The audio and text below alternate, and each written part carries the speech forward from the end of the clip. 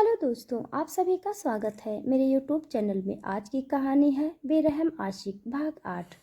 अगर आपने अभी तक पिछले वाले भागों को नहीं देखा है तो प्लीज़ आप सब पिछले वाले भागों को भी देख लीजिएगा।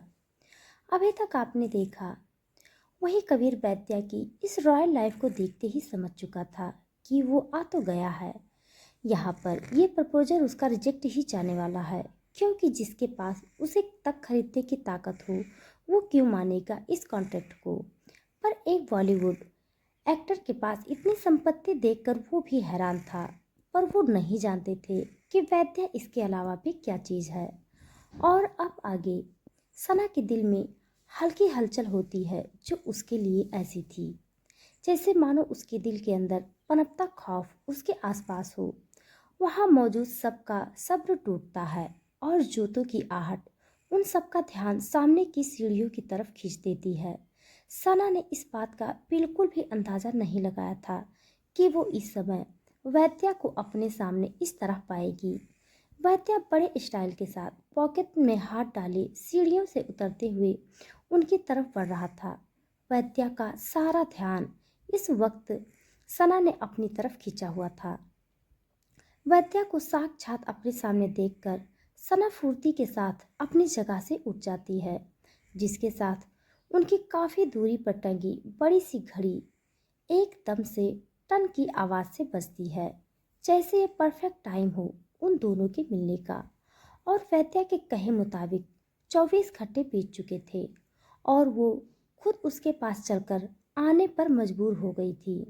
जिसके साथ ही कबीर भी अपनी जगह से उठता है, सना का हाथ अपने हाथों में थाम लेता है। कबीर ने भले ही ये अपने झूठे दिखावे के लिए किया हो, पर यूं अचानक से सना के लिए कबीर का ये एहसास एक ठंडी राहत पहुंचाता है। उसके कलेजे को सना कबीर की तरफ देखती है और बड़ी मजबूती के साथ अपनी पकड़ उस पर कस देती है, जो नज़र वैद्या के तन बदन में आग लगा देता है। जिसका गुस्सा वो एक ही सांस के साथ अपने अंदर निकलता है और आराम से जाकर उनके सामने खड़ा हो जाता है।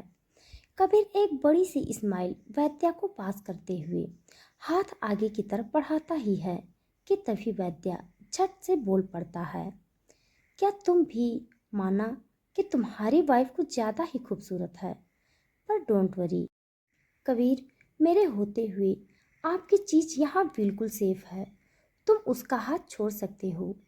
वैद्या के ये कहते ही कबीर हंसी में उसका ये इशारा टालते हुए सना के न चाहते हुए भी उसका हाथ छोड़ते हुए बोलता है, ऐसा कुछ नहीं है यार, वो बस। वैद्या कबीर की बातों को इग्नोर करता है और सना की तरफ अपना हाथ हेड सीप के लिए बढ़ा देता है। वैद्या का खुद पर कस या स्कस देखकर सना झट से अपना हाथ पीछे की तरफ लॉक कर देती है। वो डरने लगी थी वैद्या से। कबीर सना का इस तरह का बिहेवियर देखकर सना को घूरते हुए धीरे से कहता है, क्या कर रही हो तुम सना? और इतना कहते ही उसे आंखें दिखाते हुए इस चीज़ के लिए राजी करने लगता है। सना इस समय कुछ भी इस तरह का करना नहीं चाहती थी, पर उसके अंदर का खौफ जानबूझकर उसे वो सब करा रहा था जो वैद्या के सामने उसे कमज़ोर साबित कर रहा था। सना अपनी हिम्मत जुटाते हुए वैद्या की तरफ हाथ बढ़ाती है, जिसे वैद्या झट से आगे बढ़ने से पहले ही दबोच लेता है और उन्हें अपने हाथों में पूरी शिद्दत के साथ मसलते हुए चूम लेता है, जो सना को इतना गंदा लग रहा था कि उसका मन कर रहा था कि वो अभी इसी हाथ को उसके मुंह पर छाप दे। पर उसकी मजबूरी थी कि कबीर उसके सामने खड़ा था, जिसके लिए ये बिल्कुल नॉर्मल था। जिसके बाद न चाहते हुए भी वैद्या को सना का हाथ अपने हाथ से आज़ाद करना पड़ता है और कबीर के हेड चीप करने के बाद वो सभी अपनी जगह पर बैठ जाते हैं। जिसके बाद कबीर जल्दी से पॉइंट पर आते हुए बोलता है, सो वैद्या, हम। कबीर की बात अभी कंप्लीट भी नहीं होती कि वैद्या बीच में ही कबीर को टोकते हुए कहता है, प्लीज़ मिस्टर कबीर, बेफिक्र हो जाओ, मुझे कोई ज़रूरत नहीं है स्टोरी के बारे में जानने की, क्योंकि मुझे तुम्हारे काम पर भरोसा है और अगर मुझे कोई शक होगा तो मैं देवा से वो क्लियर कर लूँगा। वैद्या के ये लफ्ज जैसे कबीर की सारी चिंता दूर कर देते हैं। वो फुर्ती के साथ कॉन्ट्रैक्ट फाइल खोलता है और वैद्या की तरफ बढ़ाते हुए बोलता है, तो मैं ये डील पक्की समझूं? कबीर के ये कहते ही वैद्या सनक की तरफ देखकर बोलता है, बिल्कुल भी नहीं। वैद्या का इस तरह खुद पर कसा स्कस देखकर सना की बॉडी ठंडी पड़ जाती है, जिसके आगे वैद्या बड़ी सी स्माइल के साथ कहता है, मतलब कि इतनी जल्दी क्या है, पहले बातचीत तो कर ले हम एक दूसरे के साथ। वैद्या के ये कहते ही कबीर उस फाइल को पीछे की तरफ खींचते हुए बोलता है, हाँ क्यों नहीं, मैं अभी ना कुछ ज़्यादा ही जल्दी कर रहा हूँ। जिसके बाद वैद्या उस सोफे पर स्टाइल के साथ पैर पर पैर चढ़ाते हुए बोलता है, फिल्म की कहानी सुनने से पहले मैं मिस्टर कबीर आप दोनों की लव स्टोरी सुनना चाहूँगा कि आपकी ज़िंदगी में इतनी खूबसूरत हसीना का आना कोई मामूली तो नहीं है, क्यों मिस रॉय? वैद्या के ये कहते ही सना झट से अपनी उठी वैद्या पर पल के नीचे झुका लेती है, जिसके बाद कबीर सना के हाथ पर अपना हाथ रखते हुए कहता है, हमारी लव स्टोरी? कबीर के पास इस सवाल का जवाब नहीं था, क्योंकि वो दोनों ही एक दूजे में हुए समझौते को जानते थे। जिस बात का वैद्या लुत्फ उठाते हुए बोलता है, बड़े ही मज़े की बात है, अभी तक सुना ही था कि साली आधी घरवाली होती है, पर आज आपको देखकर देख भी लिया। मैंने mister Kabir and miss Roy वैद्या से मिला।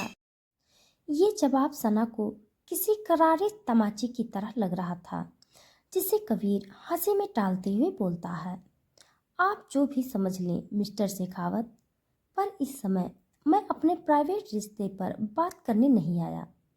कबीर का ये जवाब वैद्या के लिए खुद पर ही उल्टे पड़ चुकी पासे की तरह हो गया था। वैद्युत करना क्या चाहता है? उन गढ़े गुर्दों को उखेड़कर जिन्हें सना अपनी खामोशी के नीचे दबाना चाहती थी। कबीर के मिले इस जवाब के बाद वैद्या गुस्से से अपनी जगह से उठता है, जो देखकर कबीर को ऐसा लगता है कि शायद उसने अनजाने में कुछ ऐसा बोल दिया है जो उसे नहीं बोलना चाहिए था।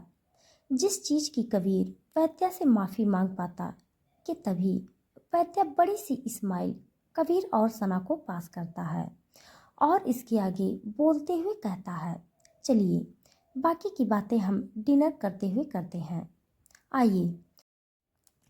और ये कहते ही वैद्या देवा के साथ उस तरफ बढ़ जाता है और जैसे ही कबीर भी जाने लगता है, उनके पीछे तभी सना कबीर का हाथ पकड़ते हुए कहती है, प्लीज़ कबीर, हमें चलना चाहिए अब यहाँ से।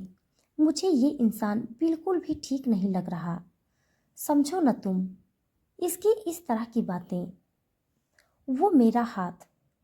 इससे पहले कि सना कुछ और बोल पाती, कबीर गरज के साथ सना पर गुस्से से बरस पड़ता है, जस्ट शट अप। आज अगर तुम इस डिनर पर मेरे साथ मौजूद हो तो सिर्फ इसकी बदौलत पर, और अब चुपचाप डिनर करो चलकर मेरे साथ। और ये कहते ही कबीर सना को उस तरफ ले जाने लगता है। देवा वैद्या की तरफ देखकर फुसफुसाहट से कहता है, ये तो लंगूर के हाथ अंगूर जैसा मैटर हो चुका है। वैद्या। देवा के इतने कहते ही वैद्या सामने से उन्हीं की तरफ आ रहे कबीर सना को देखते हुए बोलता है, और आज यही लंगूर इसी अंगूर को मुझे सौंपेगा।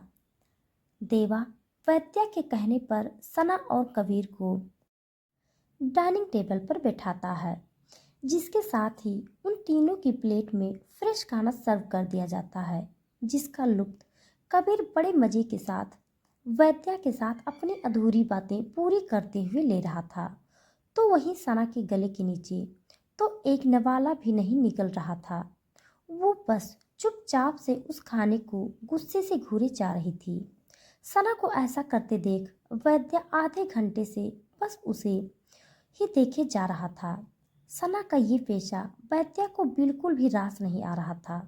उसका मन कर रहा था कि अगर उसका बस चले तो अभी अपनी जगह से उठकर उसे इस खानों को खाने पर मजबूर कर दे। कबीर अपना खाना फिनिश करते ही वैद्या की तरफ देखकर कहता है, तो मैं क्या समझूं मिस्टर शेखावत? कबीर के ये कहते ही वैद्या की भवें सख्त हो जाती है, जिस पर वैद्या कबीर की तरफ देखकर बोलता है, इस मूवी को करने से पहले मेरी एक शर्त है। वैद्या के ये कहते ही कबीर वैद्या की तरफ देखते हुए हैरानी से बोलता है, शर्त? कैसी शर्त? उन दोनों के बीच की बातों को सुनते ही सना की बॉडी कपकपाने लगती है। सना को उसका वो डर सताने लगता है जो उसके दिल में घर किए बैठा था। सना ने जो चम्मच अपने हाथ में उस प्लेट में घुमाने के लिए पकड़ा था उसे वहीं पर ठहरा देती है, जिसके बाद वैद्या पूरे एटीट्यूड के साथ सना की ओर देखते हुए बोला था कि इस मूवी को साइन करने से पहले तुम मेरे साथ एक कॉन्ट्रैक्ट साइन करना पड़ेगा कि तुम अपनी वाइफ मेरे साथ शेयर करोगे। वैद्युत के कहते ही सना गुस्से के साथ अपनी जगह से उठती है और वैद्या को कच्चा चबा जाने के सलीकों से घूरती है, जिसके बाद कबीर भी अपनी जगह से उठता है और वैद्या पर चिल्लाते हुए बोलता है, अपनी जुबान अपने कंट्रोल में रखो मिस्टर शेखावत। और इसे पहले कि कबीर कुछ और बोल पाता कि तभी देवा उसे सीधा गन पॉइंट पर रख लेता है, जिसके आगे के शब्द कबीर के गले में ही अटक जाते हैं। देवा फुर्ती के साथ कबीर की तरफ बढ़ता है और उसे एक तरफ ले जाता है। ये देखकर सना कभी वैद्या तो कभी कबीर की तरफ देख रही थी, तो कुछ समझ नहीं आ रहे थे कि आगे क्या होगा। वैद्या अभी भी उसी स्टाइल में आराम से खाने की बाइट खा रहा था। कुछ समय बाद कबीर गुस्से से उस कमरे के बाहर आता है और सना का हाथ पकड़कर उसे वहां से ले जाता है। सना को लग रहा था कि कबीर ने सब कुछ अपने कंट्रोल में ले लिया है। सना एक नज़र घूर कर वैद्या पर डालती है और बड़े प्यार से कबीर की बाहों में अपनी बाहें डालकर उसके साथ चल पड़ती है। कबीर सना के साथ आज बहुत गुस्से में कार ड्राइव कर रहा था। सना समझ चुकी थी कि कबीर कितना प्यार करता है उसे, जिसके बाद कबीर बीच रास्ते में ही चलती कार को रोक देता है और एक जोर के झटके के साथ सना संभलते हुए कहती है, क्या हुआ कबीर? आपने इस तरह इससे पहले कि सना कुछ और बोल पाती कि कबीर फटाक से जवाब देता है, तुम मुझसे प्यार करती हो? कबीर के इस सवाल पर सना कबीर पर जान निछावर करते हुए बोलती है, हाँ कबीर, बहुत बहुत करती हूँ आपसे। सना के ये कहते ही कबीर सना का हाथ अपने हाथों में लेते हुए कहता है, क्या तुम मेरी एक बात मानोगी? सना को कबीर द्वारा कहे ये अटपटी बातें समझ नहीं आती, जिस पर सना दोबारा से बोलती है, बात कौन सी? सना के ये कहते ही कबीर खुद पर गिल्टी फील करते हुए कहता है, मुझे पता है कि मैं ये क्या करने के लिए बोल रहा हूँ तुम्हें और मेरे लिए ये कितना गलत है, पर प्लीज़ एक बार मुझे समझने की कोशिश ज़रूर करना, जिसके बाद तुम्हें सब समझ में आ जाएगा। सना कबीर की इन अटपटी बातों को सुनते हुए सना सिर झटकते हुए कहती है, आर यू ओके? मुझे ठीक से बताओ क्या हुआ था वहाँ? आखिरकार कबीर क्या मनवाना चाहता है सना से और क्या होगा? मैं उम्मीद करूंगी कि आपको ये अध्याय बहुत पसंद आया होगा। अगर हाँ तो लाइक कमेंट के साथ अपना प्यार देना न भूलें। तब तक के लिए धन्यवाद।